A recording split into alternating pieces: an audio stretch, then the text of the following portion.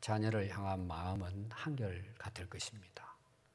자식들 잘 되기를 다 바라고 또 기도합니다.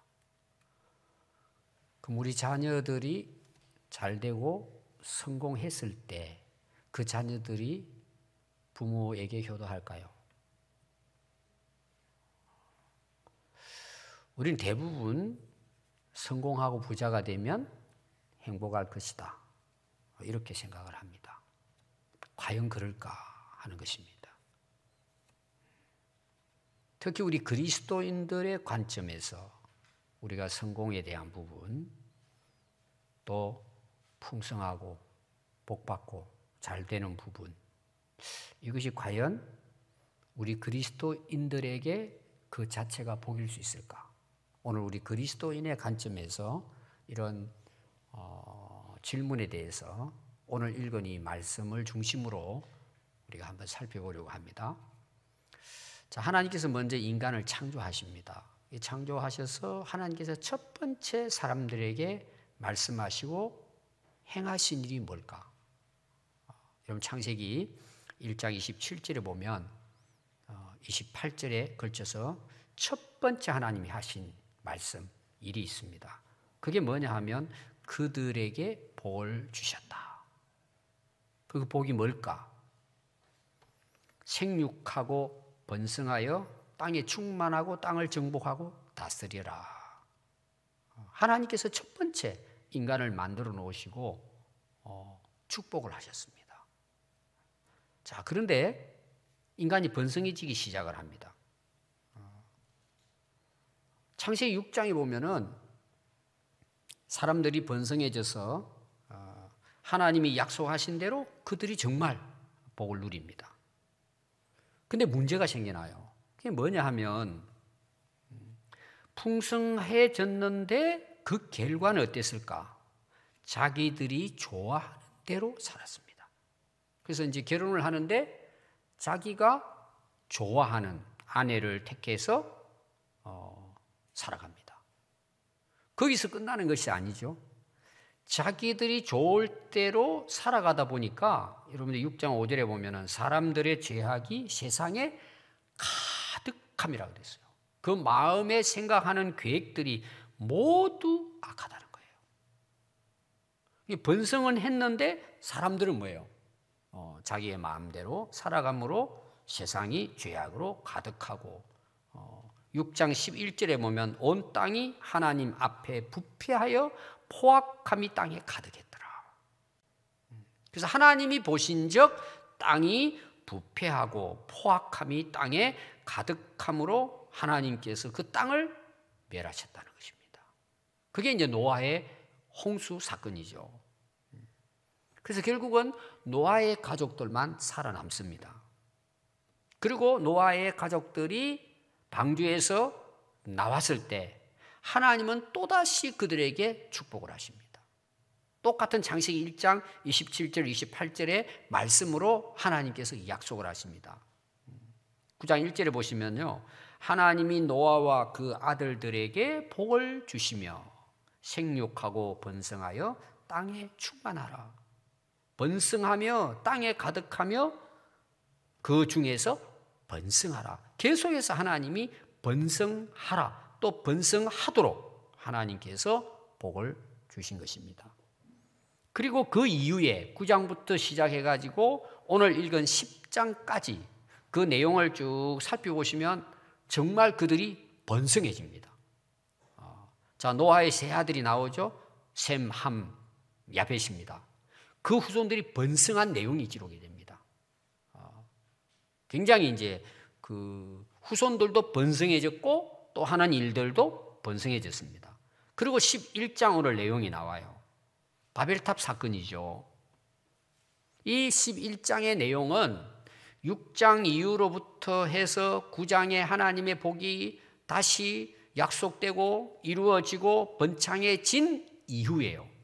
번성해진 이후 사람들의 모습이에요. 그게 오늘 11장 바벨탑 사건입니다. 그래서 오늘 1절 말씀 보시면 온 땅의 언어가 하나요 말이 하나였더라. 이에 그들이 동방으로 옮기다가 신할 평지를 만나 거기서 살게 됐다. 자, 처음에 언어는 하나였습니다. 그렇죠? 또 노아 홍수 이후에도 그들이 사용하는 언어와 말이 하나였습니다. 다 통했단 말이에요. 그 후손들이 쫙 번져갔잖아요. 여러분들이 이제 9장부터 10장까지 보면은 그 후손들이 어떻게 번져 나갔는지 그 지명까지 다 이렇게 기록이 되고 있습니다. 하나가 됐다니까 뭐예요? 좋은 거죠. 그래서 특별히 이제 그 중에 노아의 세 아들 중에 셈, 그 다음에 함, 야곱이죠. 그 야벳이죠. 그럼 함의 후손에 대한 내용이 나오면서 거기 니므롯이라는 그 인물이 나옵니다. 그 당시 이 니므롯은 굉장히 이제 유명한 용사였습니다. 싸움꾼이었죠.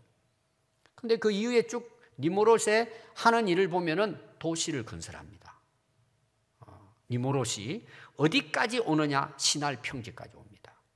그리고 바벨탑 성읍을 세우는 것도 이 니므롯의 후예입니다. 물론 다른 이제 그 후손들도 거기에 함께 참여를 했어요. 이게 한 언어로 함께 이제 모여 들게 된 것입니다. 자, 동방은 시날 평지 어디일까?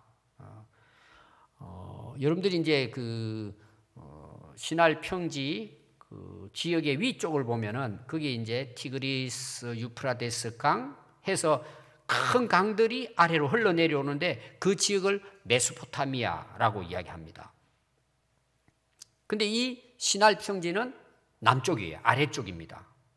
지금의 이라크예요. 지금 이라크의 수도가 바그다드입니다.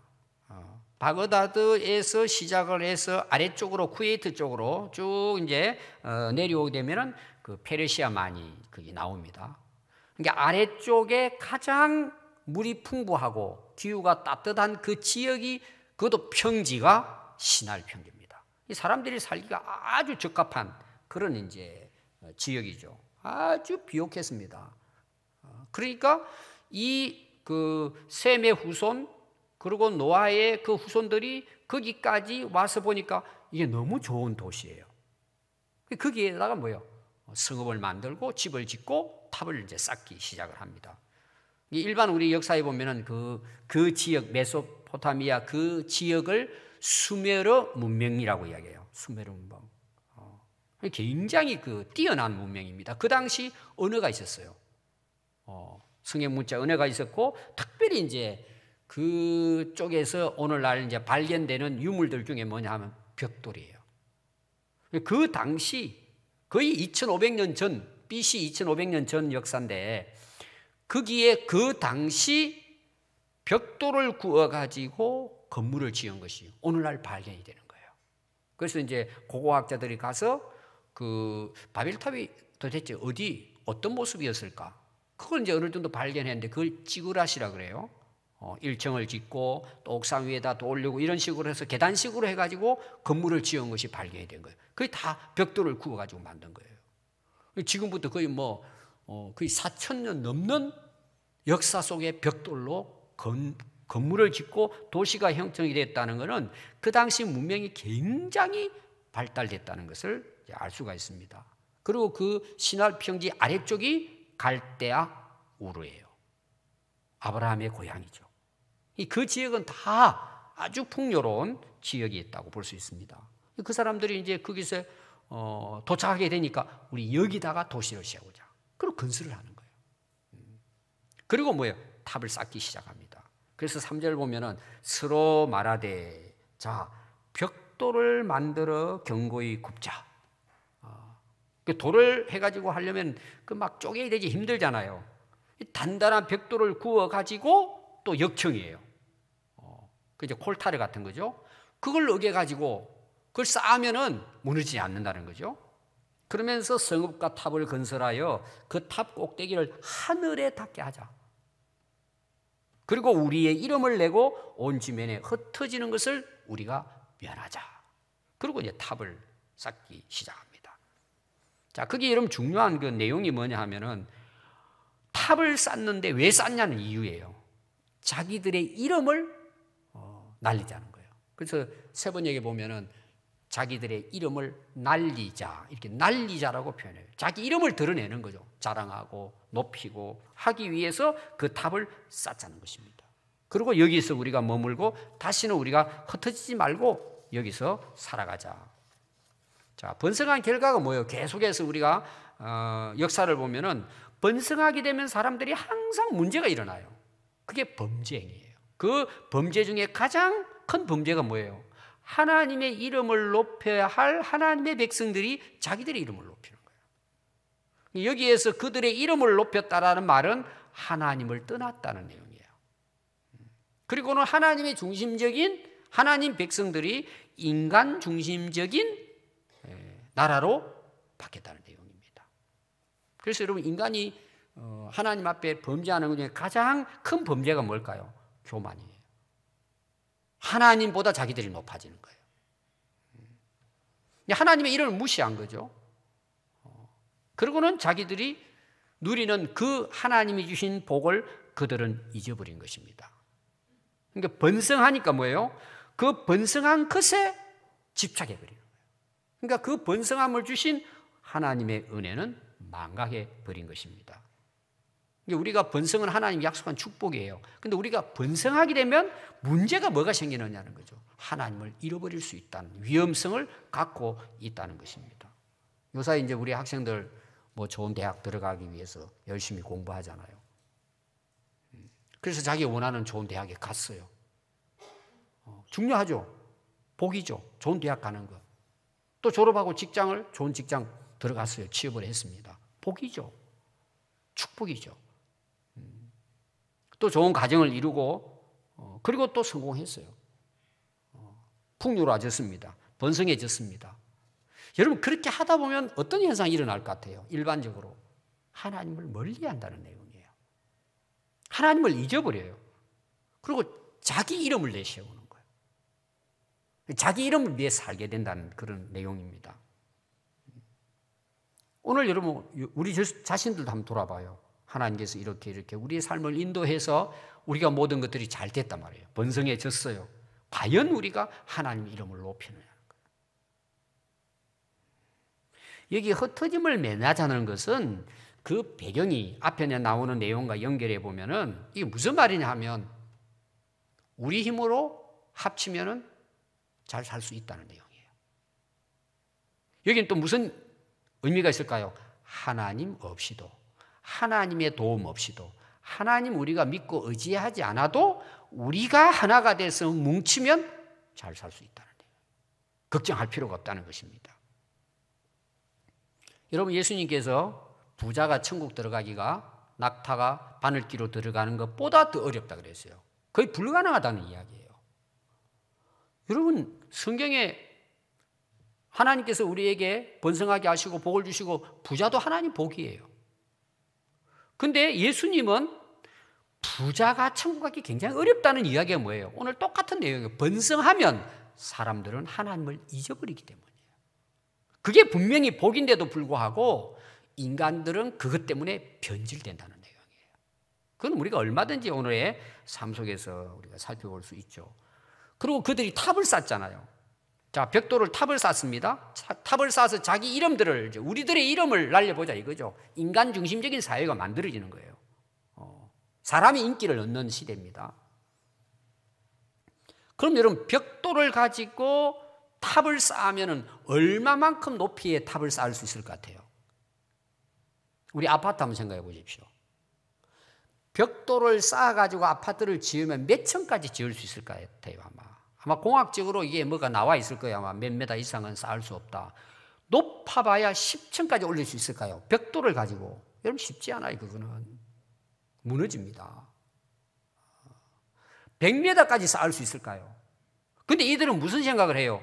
그 당시 그 자기들이 원했던 탑은 자기들이 생각할 때는 어마어마했을 거예요. 근데 기껏해 100m도 쌓을 수 없어요. 그거 가지고. 근데 하늘을 닿는다는 거예요. 이게 얼마나 인간의 오만함이냐 말이에요. 여러분, 세계에서 제일 높은 빌딩이 몇 메다인 줄 아세요? 829.8m예요. 어마어마하죠, 높이가. 거의 830m 정도 됩니다. 최고의 높이가. 두바이에 있는 부르즈 할리파라고 하는 건물입니다. 그러니까 그 건물에요, 2018년도에 삼성에서 거기에다가 불을 비쳤어요. 광고판을 만들었습니다. 그게 뭐냐 하면 갤럭시 S9이 개발됐을 때 거기에다가 불을 다 밝혔어요. 갤럭시 S9가 여러분들 인터넷 찾아보면 게 나옵니다. 어마어마한 거죠. 830m 높이에요. 그럼 여러분, 이 높은 탑도 다른 별에서 두바이에 있는 그 탑을 볼 수 있을까요? 없어요. 먼지 맛도 못해요. 지구도 안 보이는데 그 탑 보이겠어요? 800m 이상 높이 쌓는다고 해서 하늘에 닿을 수 있겠어요? 이게 인간들의 자만, 오만, 교만이죠. 요사 여러분들이 이제 그 인공위성을 쌓아 올리잖아요. 그리고 막 미국이라든지 소련이라든지 이제 그 인공위성이 발달된 나라에서 새로운 걸 개발해가 이제 쌓아 올립니다. 그럼 성공하잖아요. 그럼 막 스크린을 보고 있는, 모니터를 보고 있는 과학자들이 일어나가지고 막 부둥켜갖고 난리를 칩니다. 성공했다고 막. 이제 올바른 이제 높이 궤도에 올라섰다. 우리가 성공했다 그래요. 그럼 여러분, 인공위성 엄청나죠? 그들이 봤을 때는 이 우주 공간 안에 그 인공위성이 보일까요? 보이지도 않아요. 그러면서 사람들은 무슨 생각을 해요? 지금 이 우주 시대에 하나님이 어디 계시냐는 거예요. 이 과학 시대에. 이게 인간의 오만함이에요. 그게 아무리 위대해도 인공위성 우주 안에서는 보이지도 않아요. 근데 인간은 그것으로 하늘에 닿겠다는 거예요. 교만할 대로 교만한 거죠. 그러면서 하나님이 어디 계시냐는 거예요. 여러분, 잠언서 18장 12절에 보면 사람의 마음의 교만은 멸망의 선봉이요 겸손은 종기의 길잡이니라. 다시 말하면 교만하면 무너진다는 거예요. 망한다는 거예요. 베드로전서 5장 5절에도 보면 서로 겸손으로 허리를 동이라 하나님은 교만한 자를 대적하시되 겸손한 자들에게는 은혜를 베풀어 주신대요. 저희 이제 집에 그 아들네 손자가 둘이 있어요. 큰아들, 둘째. 그 이제 어느 날 사진을 보여주는데 큰 손자가 블록으로 탑을 쌌어요. 쫙 올랐는데 자기 키보다 더 높이 쌓은 거예요. 애가 너무 좋아가지고 박수치고 막 야단이에요. 동생이 와서 손 하나 까딱 해버리니까 무너져 버려요. 여러분, 이게 인간의 어리석은 모습을 이야기하는 거예요. 여러분, 탑을 쌓는다고 하늘에 닿을 수 있어요? 우리 이름을 낼 수 있고 하나님 없이도 살 수 있어요? 그건 오만한 거예요. 하나님 앞에. 그건 교만한 것입니다. 때가 되면 다 무너져요. 그래서 하나님께서 탑을 쌓는 걸 보시고 내려오십니다. 5절에 보면 여호와께서 사람들의 건설을 하는 그 성읍과 탑을 보려고 내려오셨더라 그랬어요. 여러분, 이 말씀을 읽어보면 아니, 하나님이 어떻게 그걸 보러 내려오셨을까라는 거예요. 아니, 하나님이 안 보이실까요, 그게? 위에서 하나님 보시는데 그들의 탑의 모습을 하나님 모르고 구경하러 내려오셨을까요? 얼마나 쌓았을까? 여러분, 이게 그런 뜻이 아니에요. 자, 우리가 아담 하와 한번 봅시다. 하나님 말씀을 어기고 범죄하고 따먹지 말라는 건 따먹고는 두려우니까 숲속에 숨었어요.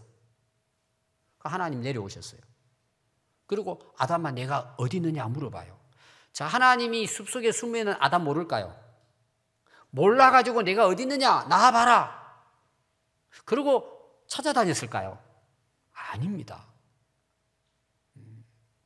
하나님께서 아담을 찾아오시고 부르시고 오늘 그 탑을 쌓는 이들에게 내려오셨다는 내용은 하나님이 몰라서 내려오셨다는 게 아니에요. 그들 스스로가 하나님 앞에 돌아올 수 있도록 하나님이 그들을 만나주신 거예요. 하나님께서 그들을 만나서 그들이 하나님께 돌아올 수 있도록 아담도 마찬가지고 그래서 내려오신 거예요. 그들을 위해서 내려오신 거예요. 몰라서 내려온 것이 아니라는 내용이에요. 여러분, 오늘날도 마찬가지입니다. 하나님은 그의 아들 독생자 예수님을 이 땅에 내려보내주셨어요. 이 땅에 오셨습니다. 자, 하나님이 능력이 부족해서 이 땅에 우리를 구원하러 위해 오셨을까요? 우리를 만나서 우리가 회개하고 하나님께 돌아와 구원을 얻을 수 있도록 그의 아들을 이 땅에 내려 보내주신 거예요. 그 예수 그리스도는 지금도 우리를 찾아오세요. 우리의 마음 문을 두드리세요. 문을 열면 내가 그에게 들어가 그로 더불어 먹고 그는 나로 더불어 먹을 것이다. 지금도 예수님은 한 영혼 한 영혼 잃어버린 영혼들을 찾아오십니다. 왜 찾아오세요? 구원하기 위해 오시는 거예요. 또 여러분 그 뒤에 그 6절 말씀을 보시면 여호와께서 이르시되 이 무리가 한 족속이요 언어도 하나이므로 이같이 시작하였으니 이후로는 그 하고자 하는 일을 막을 수가 없으리로다. 그리고 내려왔다는 내용이에요.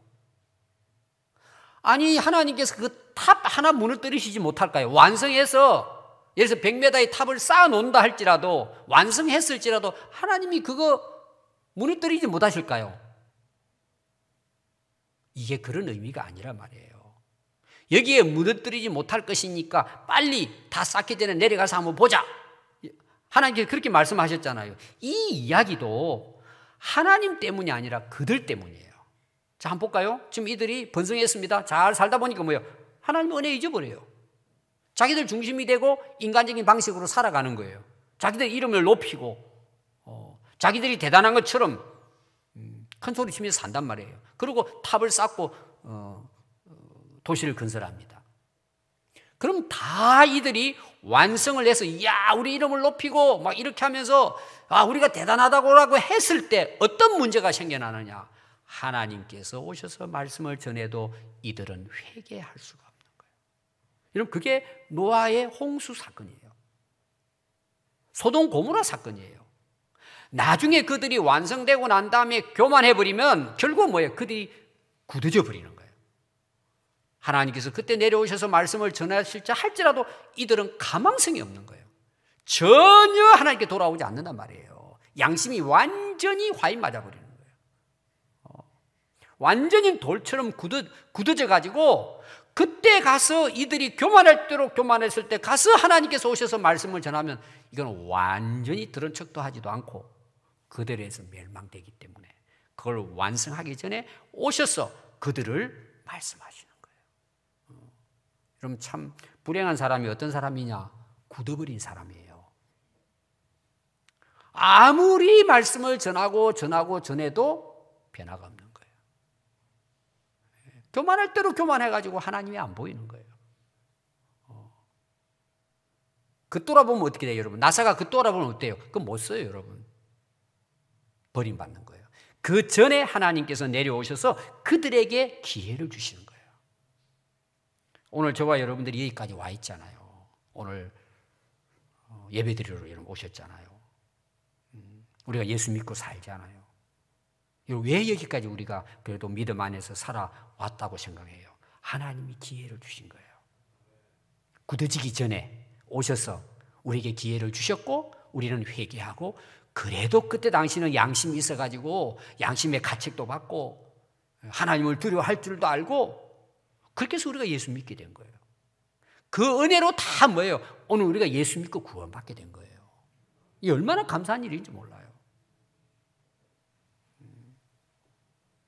자, 7절 보십시오. 하나님께서 내려오십니다. 그래서 언어를 혼잡하게 하여 그들이 서로 알아듣지 못하게 하자 하시고 여호와께서 거기서 그들을 온 지면으로 흩어버리셨으므로 그들이 그 도시를 건설하기를 거쳤더라. 자, 하나님이 내려오셔서 하신 일이 뭐예요? 언어를 혼잡하게 해버렸어요. 제가 이걸 좀 쉽게 설명하겠습니다. 원래는 언어가 하나이기 때문에 뭐예요? 서로 소통이 된 거예요. 그래서 뭐 이렇게 합시다. 앞에 보니까 자기들이 말해서 야 우리 건물을 짓고 탑을 쌓아가지고 이렇게 우리 잘 먹고 잘 살자. 오케이 하고 지금 다 합해가지고 건설을 하고 탑을 쌓기 시작한 거예요. 아주 뭐 잘 나갔어요. 그런데 하나님께서 오셔서 언어를 혼잡하게 해요. 언어를 혼잡하겠다는 무슨 말이냐? 이야기를 하면은 상대방이 그걸 듣지를 못하는 거예요.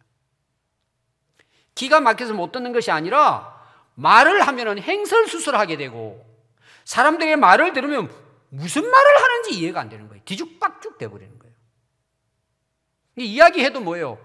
통할 수가 없는 거예요. 무슨 말 하는지를 모르는 거예요. 하나님께서 그렇게 혼잡하게 만드셨다는 것입니다. 여러분, 특별히 건물을 짓는 데는요, 말이 안 통하면은 건물을 지을 수가 없어요. 이제 저도 건물을 지어봤어요. 또 노가다도 해봤어요. 그럼 여러분 이제 건물을 짓잖아요. 예를 들어 벽돌 쌓는 걸 생각해 봅시다. 미장도 하고. 그럼 벽돌 쌓으면 기술자가 있어요.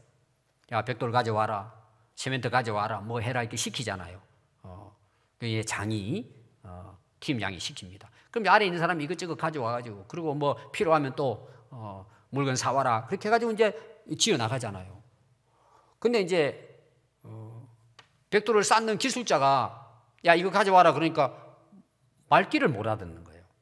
뭘 가져와야 될지를 모르는 거예요. 뭐라고 말씀해? 저거 좀 가져오라니까. 그게 뭐예요? 지금 이런 계속해 나가야 되는데 말귀를 못 알아듣는 거예요. 그럼 여러분 일하는 사람 입장에 어떨 것 같아요?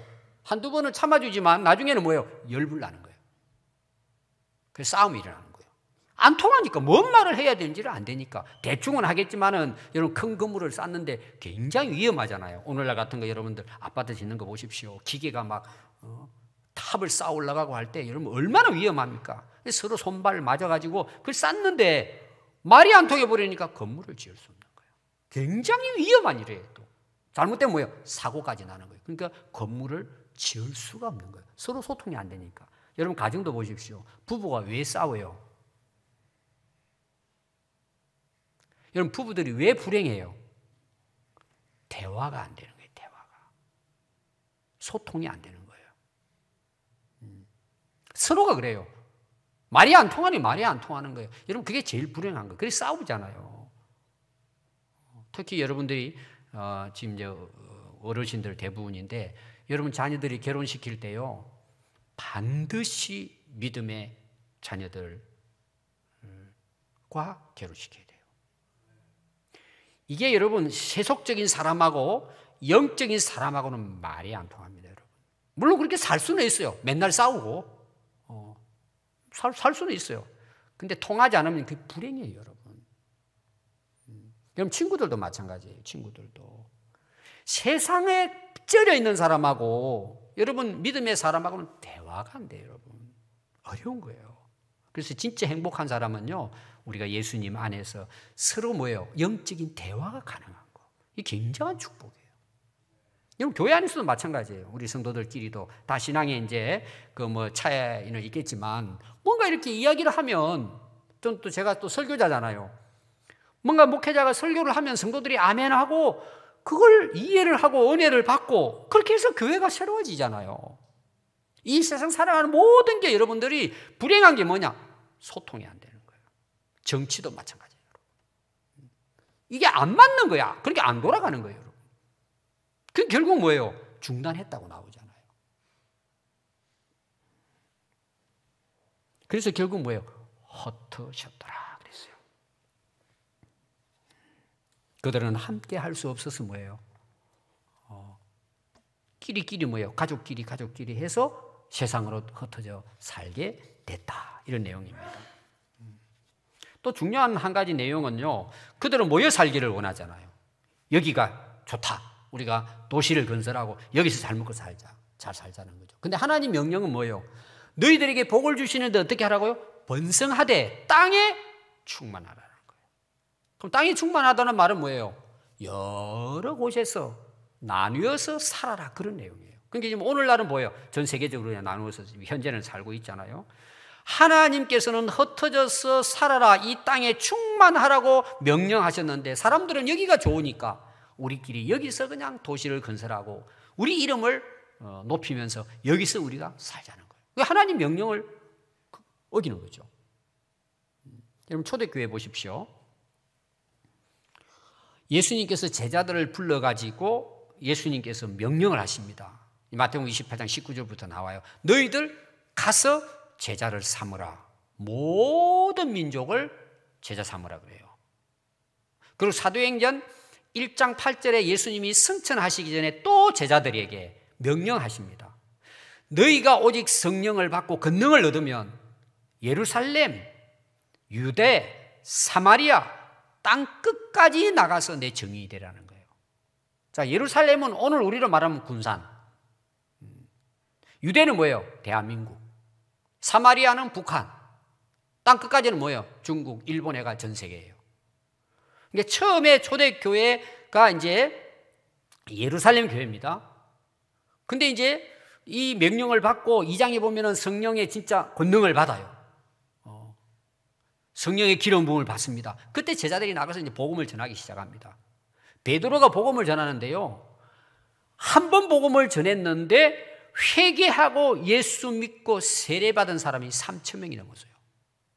아마 지금도 그런 역사는 없을 거예요. 한 번 복음을 전했는데 그것도 뭐 이렇게 헤아려 가지고 3,000명이 계세요. 수도 없이 많은 사람들이 예수 믿고 회개하고 세례받았다는 거예요. 그러니까 막 예루살렘 교회가 그냥 갑자기 대부흥의 역사가 일어난 거예요. 그리고 이제 모인 사람들이 뭐예요? 모여서 기도하고 서로 떡을 떼고 또 어려운 사람을 나눠주고 그러다 보니까 날마다 주님께서 믿는 자를 더하게 해주신 거예요. 계속해서 배가 부흥의 역사가 일어난 거예요. 얼마나 놀라운 역사입니까? 근데 문제가 어디서부터 시작되는 줄 아세요? 이렇게 예루살렘 교회가 성장하고 부흥하다 보니까 뭘 잊어버렸느냐? 사도행전 1장 8절 말씀이에요. 땅 끝까지 내 증인이 되라는데 여기가 좋은 거예요. 예루살렘 교회가 좋은 거예요. 예루살렘 교회가. 여러분, 하나님께서 그들을 세우시고 예루살렘 교회가 부흥케 하신 목적이 뭐일 것 같아요? 이유가 뭘 것 같아요? 땅 끝까지 증거하라는 내용이에요. 근데 자기들은 뭐예요? 예루살렘 교회에 이 교회 너무 좋다. 그러니까 교회가 교회로서 해야 될 목적, 사명을 상실해버린 거예요. 그래서 어떤 일이 일어날까요? 하나님께서 흩으시는 거예요. 그 예루살렘 교회를 어떻게 흩으시느냐? 핍박을 통해 흩으시는 거예요. 그래서 사도행전 8장 1절에 보면요, 이제 그 앞에 그 스데반 집사가 이제 순교를 합니다. 그리고 예루살렘에 있는 교회에 큰 박해가 일어나요. 사람들이 살 수가 없어요. 그래서 어떤 현상이 예루살렘 교회에 일어나느냐 하면은 유대와 사마리아 모든 땅으로 흩어지니라. 자기들이 흩어지기 싫었는데 흩어진 거예요. 하나님이 흩으신 거예요. 유대와 사마리아와 모든 땅이에요. 예루살렘은 거기 자기 교회니까. 그럼 여러분, 흩어진 사람이 핍박을 피해가지고 무서워서 다 도망가서 흩어졌잖아요. 근데 8장 4절에 보면은 그 흩어진 사람들이 두루 다니며 복음의 말씀을 전했다고 나와요. 그리고 그것이 결국은 어떻게 돼요? 안디옥을 통해 가지고 온 유럽 세계로 행하 로마까지 주의 복음이 증거되는 역사가 일어나게 된 것입니다. 오늘날 교회도 마찬가지예요. 여러분들이 이제 교회에 오면은 친한 사람들이 있잖아요. 그 사람 보면 기분도 좋고, 그 사람하고 만나서 이야기 나누고, 또 우리 뭐 셀이 있잖아요. 셀이 잘 되는 이제 셀은 서로 만나고 즐겁잖아요. 또 여전도에 뭐 이런 우리 모임들이 있습니다. 거기에 스톱되면은 그건 올바른 교회가 아니에요. 우리 특히 이제 학생들, 청년들 같은 경우에도 자기 좋아하는 친구들끼리 와서 모이는 거예요. 다른 사람 관심 없어요. 내 좋은 사람이에요. 또 어떤 경우는 뭐예요? 내 가족 중심이야. 우리 가족 잘 먹고 잘 살면 되는 거예요. 뭐 다른 거 더 이상 생각하지도 않아요. 그게 갇혀버리는 거예요. 오늘 우리가 아무리 좋은 모임, 기독교 공동체를 할지라도 거기에 머물러 버리면 그 교회는 썩습니다. 부패해요. 자, 여러분들 이스라엘의 그 팔레스타인 지역을 보십시오. 위가 갈릴리 호수가 있고 아래가 사해예요. 왜 여러분 갈릴리에는 풍요로운데 그 고기들이 막 넘쳐나는데 왜 사해는 죽어버린 호수가 되어버렸을까요? 이 갈릴리 호수는요, 위에 헬몬산에서 눈이 녹아 내려가지고 맑은 물이 내려서 고입니다. 그러면 거기에서 갈릴리 호수는 아래로 물을 흘러보내요. 그게 요단강이에요. 근데 요단강이 내려와가지고 모이는 곳이 어디냐? 사해예요. 근데 사해는 지면보다도 400m가 아래예요, 수면. 그러니까 모여가지고 내려보낼 수가 없는 거예요. 썩어버리는 거예요. 그게 소금이 돼버린 거예요, 결국은. 거기는 아무 생물, 물고기가 살 수가 없어요. 오늘날 교회도 두 가지입니다. 모이기는 잘하는데 흩어지지 않는 거예요. 우리 가정은 행복한데 다른 데 관심 없어요. 내하고 끼리끼리는 잘 지냈는데 다른 사람은 몰라요. 그냥 우리끼리 좋은 거죠. 여러분, 그거는 교회의 사명을 상실한 거예요. 그럼 하나님 어떻게 하실 것 같아요? 흩어지게 만드는 거예요. 교회도 마찬가지고 우리 인생도 마찬가지. 하나님은 흩으시는 것입니다. 여러분, 언제 하나님께서 흩으실 것 같아요? 앞에 제가 예를 들었지만 성공할 때예요, 여러분. 번성할 때예요. 자, 왜 성공하고 번성해 하나님 복인데 왜 그때 흩으실까요? 교만하기 때문이에요. 하나님을 잊어버리기 때문에 그걸 흩으시는 거예요. 여러분, 그래서 우리가 하나님이 주신 복이 번성한 복이지만 거기는 위험성이 있어요. 거기에 집착하면 하나님을 잊어버리는 거예요. 그리고 하나님이 우리에게 맡겨주신 본분, 사명을 상실하고요. 그게 빠져버리는 거예요. 그리고 뭐예요? 자기 탑을 쌓는 거예요. 자기 이름 내세우고 자기 영광을 구하는 삶으로 변질되어 버린단 말이에요. 그래서 하나님보다도 사람을 더 사랑할 때 하나님은 사람의 관계도 흩어놓으세요. 특히 하나님이 주신 사명을 가볍게 여기고 예사롭게 여길 때는요, 그 사람 어떻게 살까요? 세상 끝에는 열심히 해요. 세상의 즐거운 쾌락에 빠져 살아요. 그때 하나님은 그걸 흩으시는 거예요.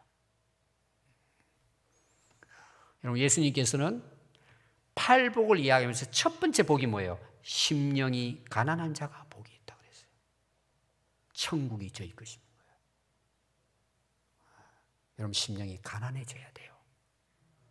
번성하든 부자가 되든 가난하든 우리는 항상 뭐예요? 주님으로 충만해 있어야 돼요. 그래야 천국을 얻는 거예요. 그게 복이라는 거예요. 여러분, 고난이 내게 유익이라 그러잖아요. 왜 고난이, 여러분, 고난이 복이 아니에요. 근데 왜 고난이 유익이에요? 하나님의 말씀을 지키게 된다는 거예요. 여러분, 언제 은혜를 받아요, 여러분? 여러분, 언제 하나님을 찾고 부르짖고 여러분 하나님의 음성을 듣고 내가 열심히 신앙생활을 해요? 고난 받을 때, 여러분. 그러다 하나님이 또 부어주신 뭐예요? 또 변질되는 거예요, 인간이. 우리가 꼭 기억해야 될 것은 뭐냐? 번성할 때 조심해야 돼요. 하나님을 잊어버리면 안 된단 말이에요. 여러분, 탕자의 비유 보세요. 둘째 아들. 돈 가지고 가가지고 세상에 나가가지고 오늘 말하면 성공하겠다는 거죠. 다 탕진해버리죠. 돈이 있을 때는 될 것처럼 생각했어요. 그게 여러분 그렇게 오래 가는 게 아니잖아요. 그리고 또 허랑방탕해요. 결국은 뭐예요? 죽음 앞에 서잖아요. 다 잃어버렸어요. 먹을 것도 없어요. 그때 어떤 현상이 일어나요? 하나님을 찾게 되는 거예요. 아버지를 찾게 되는 거예요. 그때 비로소 돌아오는 거예요. 하나님은 그 가져간 것을 다 흩어져버린 거예요. 왜 그렇게 해요? 하나님께서 그것이 나쁘기 때문에 그럴까요? 그 사람이 돌아오도록 하기 위해서 흩으시는 거예요. 오늘 여러분, 우리가 신앙생활 하면서 하나님의 관계가 어떠한지 여러분 점검해야 돼요. 여러분, 하나님 앞에 겸손해야 돼요. 가지면 가질수록, 번성하면 번성할수록, 편하면 편할수록 하나님이 주신 은혜를 잊지 말아야 돼요. 여러분, 이거 별거 아닌 것 같지만 항상 우리에게 미혹으로 다가옵니다. 하나님이 흩으시는 이유는 정말 하나님 앞에 우리로 하여금 엎드리게 하시는 거예요. 그 교만한 마음을 흩으시고 다시 우리 인생의 판을 짜시는 거예요. 잘못된 인생의 판을 깨시는 이유는 뭐예요? 새로운 판을 짜서 하나님과의 관계 속에서 새로운 인생을 살아가도록 하기 위해서 하나님께서는 흩으시는 거예요. 흩으시는 것이 하나님의 은혜예요. 그래야 돌아오기 때문에, 그래야 정신을 차리고 자기의 사명을 감당하기 때문이에요.